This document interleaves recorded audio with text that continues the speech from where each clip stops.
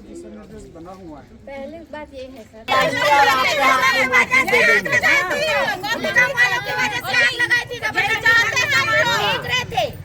इस समय सब डालेंगे और आपके हाथ में माटी दिया जाएगा, आप मारो माटी।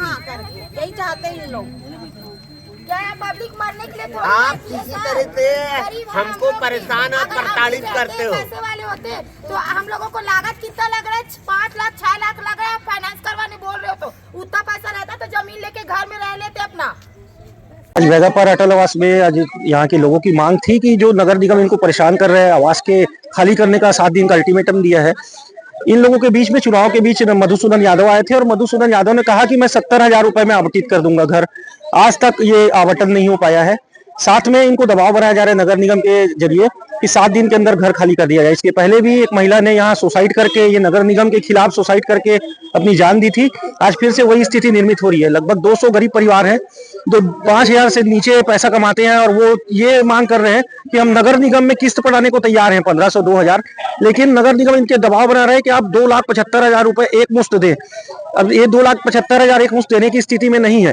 इन लोगों का कहना है कि हम नगर निगम में किस्त पड़ा सकते हैं, लेकिन बैंक से यदि फाइनेंस लेंगे तो 2,75,000 का जो घर है वो हमको 5.5 लाख पड़ेगा, जो बहुत ही कठिन काम है इनके लिए पटाना। मैं आज इनके बीच यहाँ आया था और आज हमसे सबकी चर्चा हुई है। यहाँ पर जो नगर निगम के वो भी आए थे, ज्ञापन भी लिया है और हम सोमवार को 10 बजे इन सारे लोगों के साथ मधुसूदन का घर घेरेंगे, क्योंकि उन्होंने चुनाव में इनके साथ झूठ बोला है और आज तक इनकी मांग पूरी नहीं हुई है। तो सोमवार को 10 बजे मधुसूदन नगर निगम के महापौर मधुसूदन का घर घेरा जाएगा और इनकी मांगों को पूरा कराने की बात कही जाएगी। कितने परिवारों को नोटिस चाहिए? लगभग 200 लोग परिवार ऐसे हैं जो प्रभावित है इस मामले से। ये सारे लोग परसों 10 बजे सोमवार को पहुंचेंगे।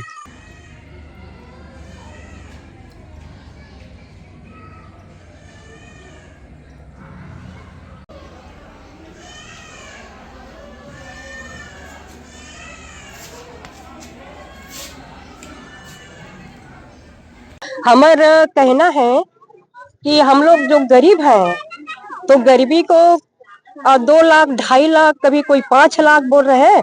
तो यहाँ पर तो सभी गरीबी है, सब 1-2 पैसा कमा रहे हैं तो कहाँ से उनको देंगे या अपन घर में रखेंगे, बच्चों को पालेंगे या अपन आहार करेंगे या निगम को पटाएंगे। तो इसीलिए किसी का औकात नहीं है कि उतना पैसा पटाने का। तो अगर शासन को चाहिए तो 70 तक अगर दे सकते हैं, 70 75 जो भी है हम दे सकेंगे। नाम बताओ। सुनीता देवी। जस्ट डबल हो गया ना। आप ये समझो, अरे जो निराकरण सामने में जितनी भी यहाँ पे आवासें बने हैं, तो ये भाई साहब का या मेरा पर्सनल नहीं है जिसको हम लोग बेच रहे हैं। सर सबका आवाज एक साथ उठेगा अगर उठेगा तो। इनके द्वारा हमको नोटिस जारी किए हुए हैं कि या तो जो निर्माण की लागत राशि है वो जमा करा के मकान अपना नाम करें अथवा इसको कब्जा खाली करें।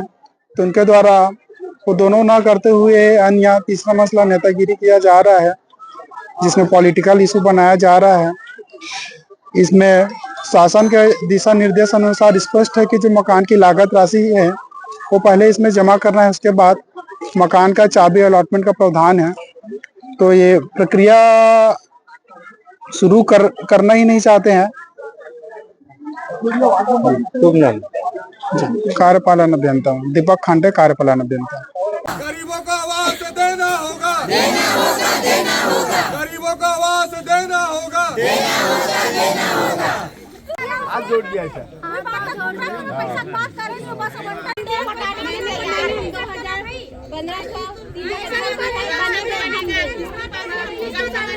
बार-बार हम लोग बात करोगे तो ठीक नहीं।